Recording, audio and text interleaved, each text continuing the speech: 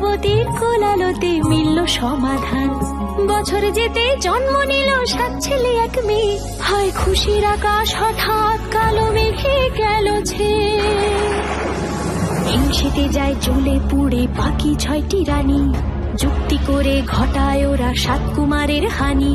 সুযোগ মতো 7 ছেলেকে মাটিতে দেয় পুঁতে। বাঁচে একা পারুল, ওরা পায় না তাকে ছুতে। ধাইমা বাঁচায় সেই মেয়েকে বড় করে তোলে। 7 ভাইকে পায় যে পারুল 7টে চাপা ফুলে। এত কিছুর পরেও রাজার বিপদ যে কাটে না। সূর্য নগরে সুখের সূর্য আর ওঠে না। হিংসা বিবাদ বিচ্ছেদ আর প্রেমের কাহিনীতে পারুল বোন কি পারবে 7 ভাই চম্পাকে জাগাতে।